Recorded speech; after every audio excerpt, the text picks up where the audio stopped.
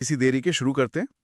पहला प्रश्न है, बंगाल विभाजन की घोषणा किस वर्ष की गई थी? विकल्प हैं 1 1905, 2 1907, 3 1911 या 4 1916। 105। ये इसलिए सही है क्योंकि उसी साल लॉर्ड कर्जन ने इसे लागू किया था। देखिए, इसका कॉन्सेप्ट बहुत ही सीधा सा था, फूट डालो और राज करो। अंग्रेजों ने बहाना बनाया कि बंगाल बहुत बड़ा है और वहाँ प्रशासन चलाने में दिक्कत आ रही है, पर उनका असली मकसद वहाँ की हिंदू मुस्लिम एकता को तोड़ना था। जैसे अगर किसी बड़ी और मजबूत टीम को हराना हो तो सबसे आसान तरीका होता है उस टीम के खिलाड़ियों को आपस में लड़वा देना या उन्हें दो हिस्सों में बांट देना। एकदम सही कहा। प्रशासन तो बस एक दिखावा था, असली निशाना तो राष्ट्रवाद की भावना पर था। चलिए इस फूट डालो और राज करो की नीति से आगे बढ़ते हैं और दुनिया के नक्शे से जुड़ा दूसरा सवाल देखते हैं। 1492 में अमेरिका के समुद्री मार्ग की खोज किसने की? विकल्प हैं 1 Vasco da Gama, 2 Christopher Columbus, 3 Ferdinand Magellan या 4 मार्को पोलो। इसका सही जवाब है दूसरा विकल्प, क्रिस्टोफर कोलंबस। और इसके पीछे की कहानी ना एक बहुत बड़ी आहा भूल पर आधारित है। असल में कोलंबस भारत ढूंढने निकले थे। कॉन्सेप्ट ये था कि यूरोप को मसालों के व्यापार के लिए भारत तक पहुंचने का नया रास्ता चाहिए था, पर वो रास्ता भटक गए और अमेरिका पहुंच गए। इसे ऐसे समझा जा सकता है कि जैसे नेविगेशन सिस्टम पर कोई डेस्टिनेशन डाली जाए, पर कोई गलत मोड़ लेने के कारण एक ऐसी अनजान जगह पहुंच जाए जो उस वक्त तक किसी नक्शे पर थी ही नहीं। ये तो वाकई एक ऐसी भूल थी जिसने दुनिया का व्यापारिक इतिहास ही बदल कर रख दिया।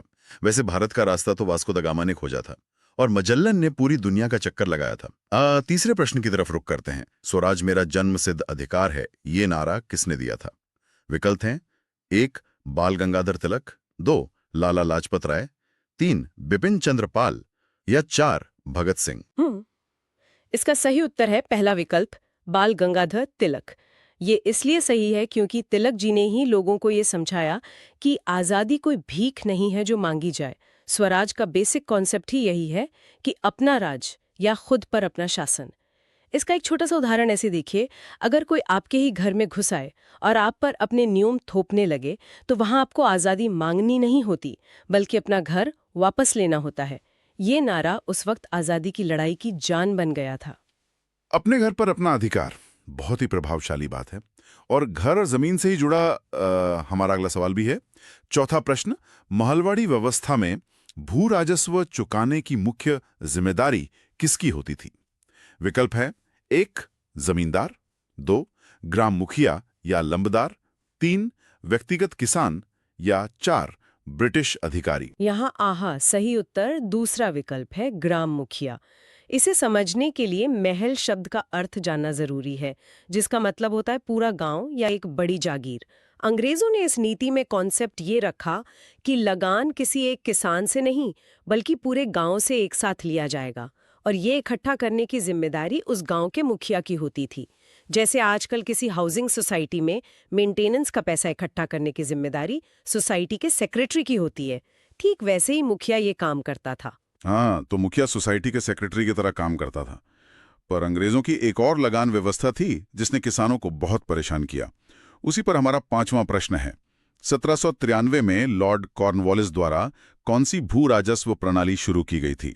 विकल्प हैं 1 रैयतवारी, 2 महालवाड़ी, 3 स्थायी बंदोबस्त या 4 इजारेदारी। इसका सही उत्तर है तीसरा विकल्प, स्थायी बंदोबस्त, जिसे परमानेंट सेटलमेंट भी कहते हैं। ये इसलिए सही है क्योंकि कॉर्नवालिस ने जमींदारों को जमीन का असल मालिक मान लिया। कॉन्सेप्ट ये था कि ब्रिटिश सरकार ने अपना टैक्स हमेशा के लिए स्थायी यानी फिक्स कर दिया था। अब जमींदार किसान का जितना चाहे शोषण करे, अंग्रेजों को बस अपनी तय रकम से मतलब था। इसे ऐसे समझिए कि कोई प्रॉपर्टी फिक्स रेंट पर किसी को दे दी जाए, अब वो आगे उसे चाहे जितने में भी किराए पर चलाए, मालिक को सिर्फ अपने फिक्स्ड हिस्से से फर्क पड़ता है। किसानों का शोषण और इन्हीं नीतियों ने आगे चलकर बड़े विद्रोहों की नींव रखी थी। खैर चलिए अब थोड़ा विश्व इतिहास पर नजर डालते हैं। छठा प्रश्न, द्वितीय विश्व युद्ध किस वर्ष प्रारंभ हुआ था? विकल्प हैं 1 1914, 2 1918, 3 1939 या 4 1945। सही उत्तर है तीसरा विकल्प 1939। 1 सितंबर 1939 को जब जर्मनी ने पोलैंड पर हमला किया तो यही इस युद्ध की शुरुआत बनी। इसका कॉन्सेप्ट ये है कि इस युद्ध ने दुनिया में शक्ति का पूरा संतुलन हिला दिया था। ब्रिटेन इस लड़ाई में उलझकर कमजोर पड़ने लगा था, जिससे भारत में राष्ट्रीय आंदोलन को एक नई रफ्तार मिली। जैसे अगर कोई ताकतवर दुश्मन किसी दूसरी लड़ाई में फंसा हो तो वो सबसे सही वक्त होता है अपने हक के लिए आगे बढ़ने का। बिल्कुल सही वक्त की पहचान। और शायद यही वो वक्त था जब भारत में पूरी आजादी की मांग भी जोर पकड़ने लगी थी। 7वां प्रश्न, कांग्रेस के किस अधिवेशन में पूर्ण स्वराज का प्रस्ताव पारित किया गया था?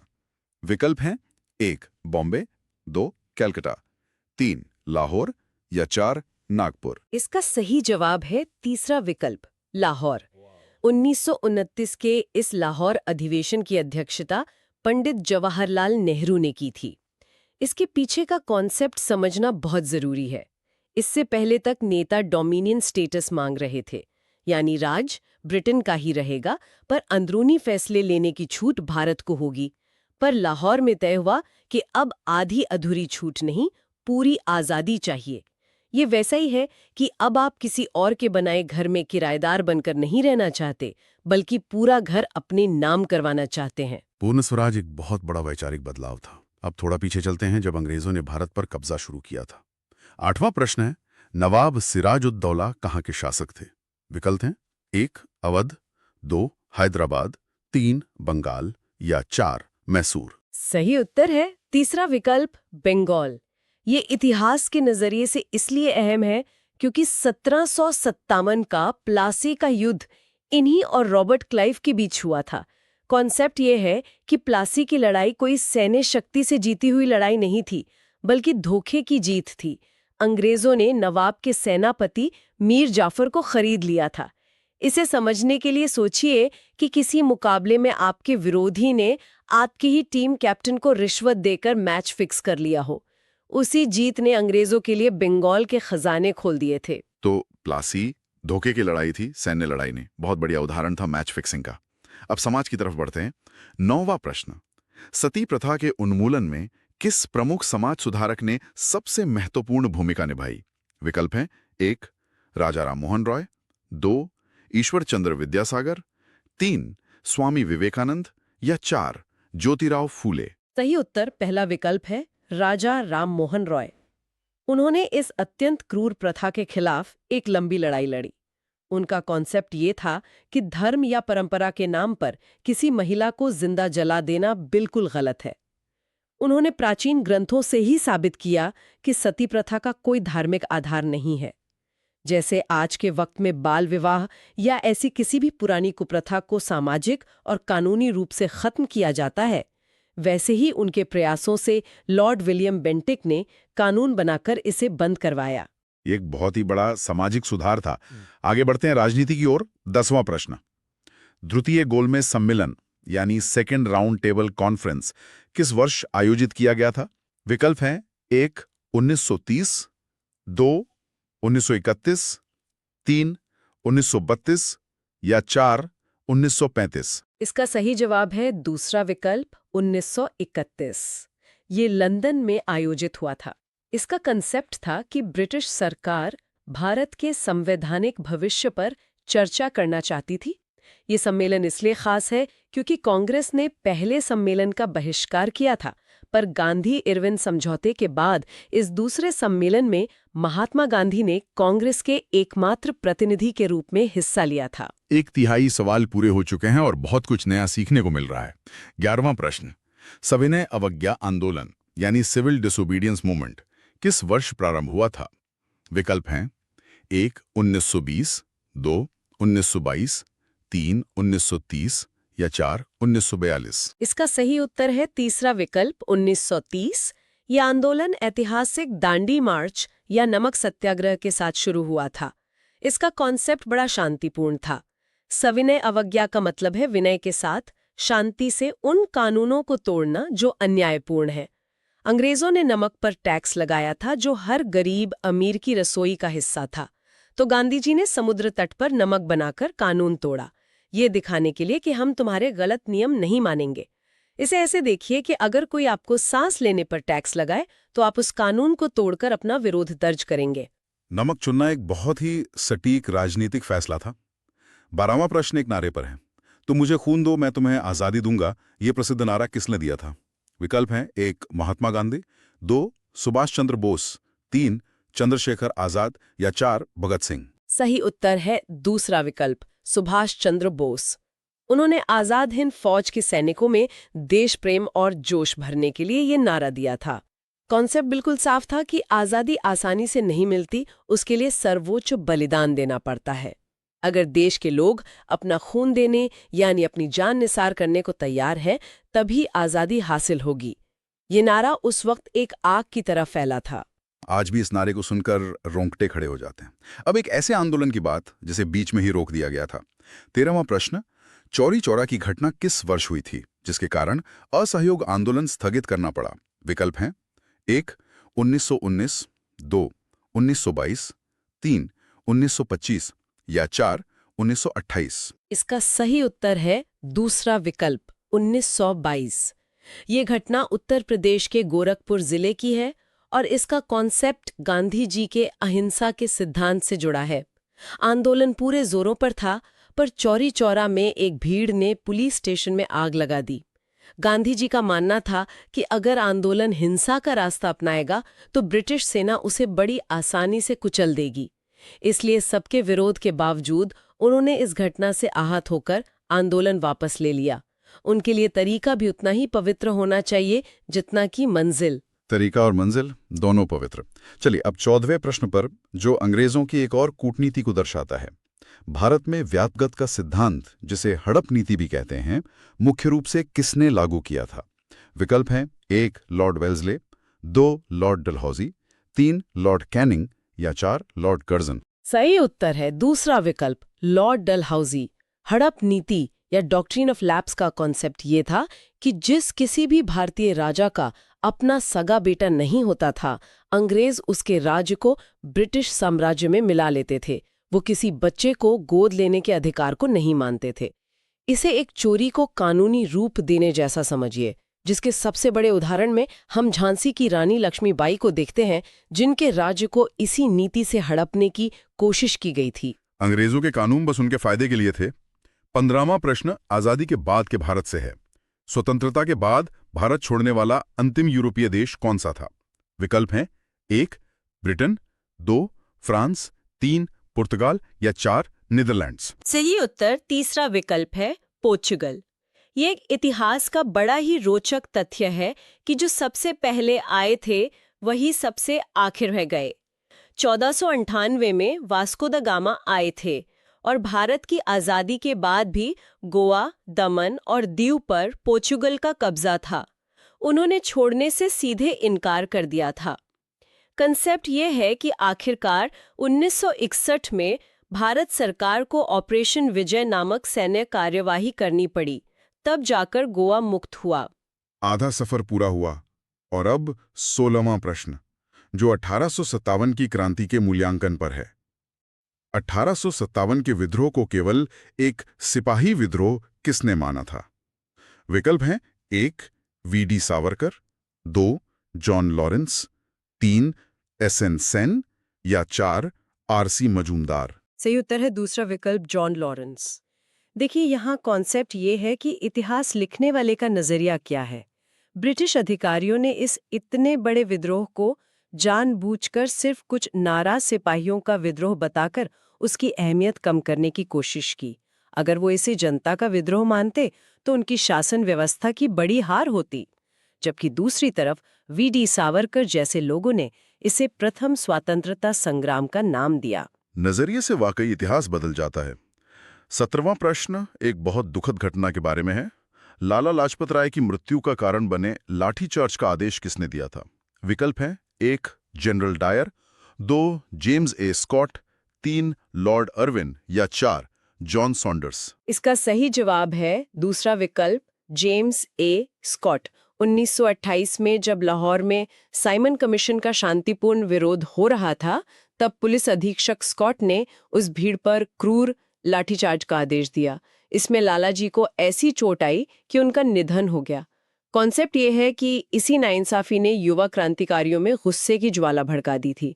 भगत सिंह और उनके साथियों ने स्कॉट को मारने की योजना बनाई थी, हालांकि ये गलत पहचान के कारण उन्होंने सॉन्डर्स को मार दिया था।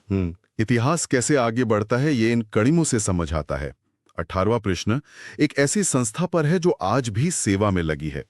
1897 में स्वामी विवेकानंद द्वारा रामकृष्ण मिशन की स्थापना कहाँ की गई थी?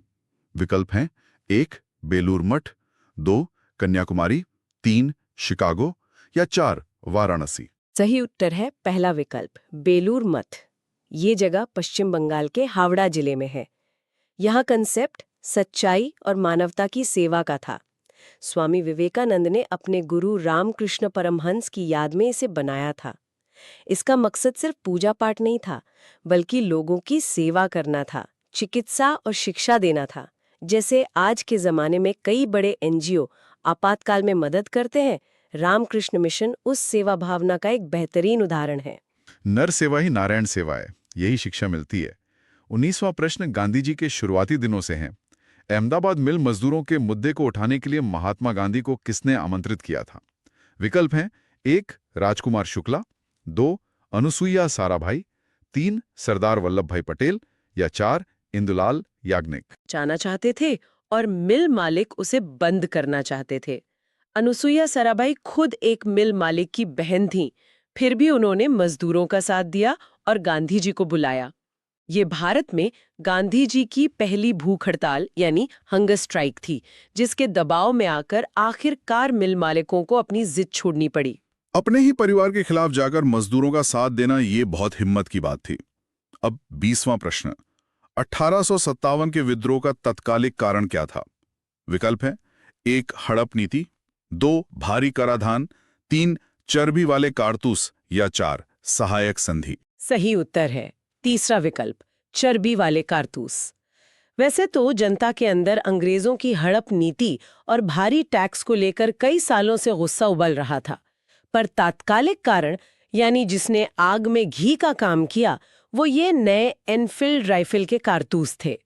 कॉन्सेप्ट ये था कि इन कारतूसों को दांत से छीलना पड़ता था और ऐसी अफवाह थी कि इनमें गाय और सूअर की चर्बी का इस्तेमाल हुआ है।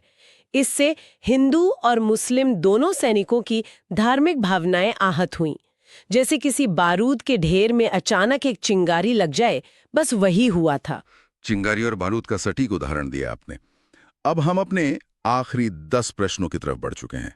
21वां प्रश्न 1855-56 में संथाल विद्रोह का नेतृत्व किस आदिवासी नेता ने किया था? विकल्प है 1 बिरसा मुंडा, 2 सिद्धू और कान्हू, 3 अल्लूरी सीतारामा राजू या 4 रानी गाइडेनल्यू। इसका सही उत्तर है दूसरा विकल्प, सिद्धू और कान्हू। यहाँ पर कॉन्सेप्ट ये है कि अंग्रेजी राज में सबसे ज्यादा शोषण आदिवासियों का हुआ। उनकी जमीनों पर अनजान टैक्स लगाए गए और बाहरी महाजनों ने उन्हें कर्ज के जाल में फंसा लिया था। इस अत्याचार के खिलाफ सिद्धू और कान्हू मुर्मू ने संथाल जनजातियों को इकट्ठा किया। तीर कमान जैसे साधारण हथियारों से लड़े इस विद्रोह ने एक बार तो अंग्रेजी सेना के भी पसीने छुड़ा दिए थे। ये उनके अधिकार और जल, जंगल, जमीन की लड़ाई थी। आदिवासियों का बलिदान इतिहास का एक स्वर्णिम हिस्सा है। 22वां प्रश्न सिखों के 10वें गुरु गुरु गोबिंद सिंह जी की जन्मस्थली कहाँ है? विकल्प है 1 अमृतसर, 2 तलवंदी, 3 पटना साहिब या 4 आनंदपुर साहिब। सही उत्तर तीसरा विकल्प है पटना साहिब। सिखों के 10वें गुरु गुरु गोबिंद सिंह जी का जन्म बिहार के पटना में हुआ था। ये जगह सिख धर्म को मानने वालों के लिए बेहद पवित्र है। कॉन्सेप्ट की बात करें तो इस जगह को सिखों के 5 प्रमुख तख्तों में गिना जाता है, जिसे तख्त श्री हरिमंदिर जी पटना साहिब भी कहा जाता है। 23वां प्रश्न एक ऐसी तारीख पर है जो हर भारतीय के दिल में बसी है। भगत सिंह, राजगुरु और सुखदेव को किस तिथि को फांसी दी गई थी? विकल्प है 1 23 मार्च 1931, 2 8 अप्रैल 1929, 3 13 अप्रैल 1919 या 4 9 अगस्त 1925। सही उत्तर है पहला विकल्प 23 मार्च 1931।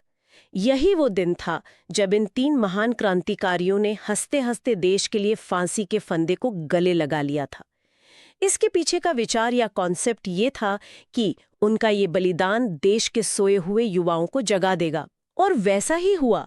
उनकी शहादत ने पूरे देश को एक नए जोश से भर दिया। आज भी इस दिन को हम बहुत सम्मान के साथ शहीद दिवस के रूप में मनाते हैं। उन महान शहीदों को हमारा नमन है। 24वां प्रश्न हमारे राष्ट्रीय नारे के बारे में है। जय हिंद का ऐतिहासिक नारा किसने दिया था? विकल्प हैं 1. जवाहरलाल नेहरू, 2. सुभाष चंद्र बोस, 3. सरदार पटेल या 4. महात्मा गांधी। सही जवाब है दूसरा विकल्प, सुभाष चंद्र बोस। जब नेताजी ने आजाद हिंद फौज को नया आकार दिया तो इस नारे का कंसेप्ट एक राष्ट्रीय पहचान बनाना था। फौज में सैनिक आपस में मिलते वक्त एक दूसरे को इस नारे से अभिवादन करते थे और वक्त के साथ ये नारा सेना की हदों से बाहर निकलकर पूरे देश का सबसे लोकप्रिय राष्ट्रीय अभिवादन बन गया। जय हिंद। 55वां प्रश्न अंग्रेजों के लाए हुए रेलवे पर है। अंग्रेजों द्वारा भारत में रेलवे शुरू करने का मुख्य उद्देश्य क्या था? विकल्प हैं 1. जनकल्याण, 2. सैन्य और वाणिज्यिक परिवहन, 3. सांस्कृतिक एकीकरण या 4. पर्यटन को बढ़ावा देना। इसका सही जवाब है दूसरा विकल्प, सैन्य और वाणिज्यिक परिवहन। ये एक ऐसी गलतफहमी है जिसे दूर करना बहुत जरूरी है कि रेलवे हमारी भलाई के लिए आई। इसका असली कॉन्सेप्ट पूरी तरह से ब्रिटिश मुनाफा था। उन्हें भारत के अलग अलग हिस्सों से कच्चा माल बंदरगाहों तक लाना था ताकि वो इंग्लैंड भेजा जा सके, और साथ ही अगर 1857 जैसा कोई और विद्रोह हो तो अपनी सेना को तेजी से भेज सकें। जनता को जो सुविधा मिली वो तो बस उनके अपने मतलब का एक साइड इफेक्ट था। मतलब का काम और नाम विकास का। 26वां प्रश्न भी उनकी एक ऐसी ही नीति पर है। सहायक संधि यानी सब्सिडरी अलायंस के तहत भारतीय रियासतों में ब्रिटिश रेजिडेंट की मुख्य भूमिका क्या थी? विकल्प हैं 1. भारतीय संस्कृति को बढ़ावा देना, 2. अंदरूनी मामलों में दखल देना और कंपनी के हितों की रक्षा करना, 3. स्थानीय शिक्षा का विकास या 4. लोकतंत्र की स्थापना करना। सही उत्तर है दूसरा विकल्प, अंदरूनी मामलों में दखल देना और कंपनी के हितों की रक्षा करना। इसे एक उदाहरण से देखिए। जैसे कोई सिक्योरिटी एजेंसी किसी कोठी के मालिक से कहे कि हम आपको सुरक्षा देंगे, बस आपको हमारा एक आदमी अपने घर में रखना होगा और उसकी सैलरी भी आप ही देंगे। शुरू में लगता है कि वो आदमी सिर्फ सुरक्षा देखेगा, पर धीरे धीरे वो उस घर के हर फैसले में दखल देने लगता है और मालिक को कठपुतली बना देता है। ब्रिटिश रेजिडेंट का बिल्कुल यही कॉन्सेप्ट था।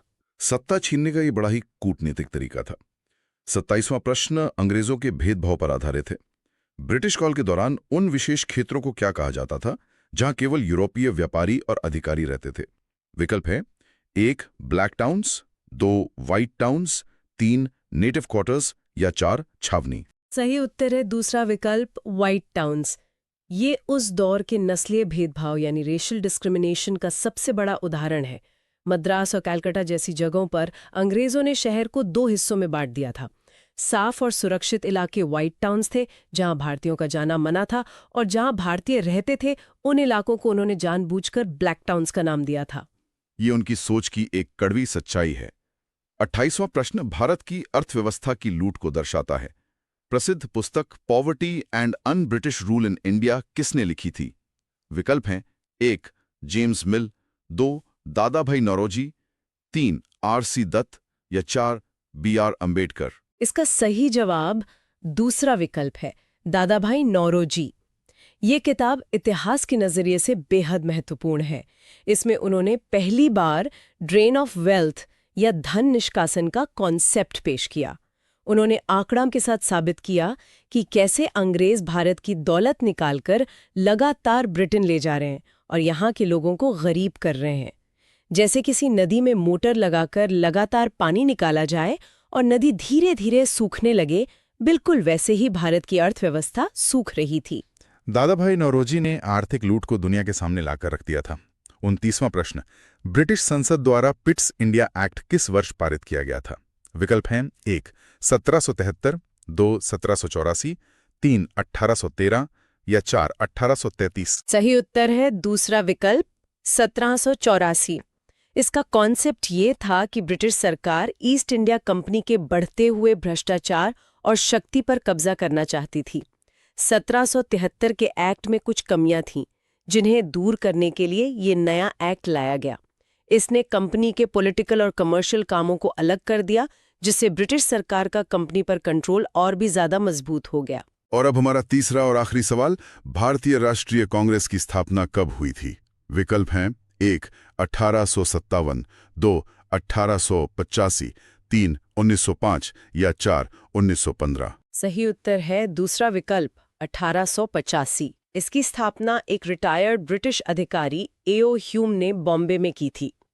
शुरुआत में इसका कॉन्सेप्ट एक सेफ्टी वाल्व जैसा था, यानी भारतीयों के गुस्से को निकालने के लिए एक ऐसा मंच देना जहां वो आराम से अपनी बात रख सकें, ताकि दोबारा कोई क्रांति ना भड़के।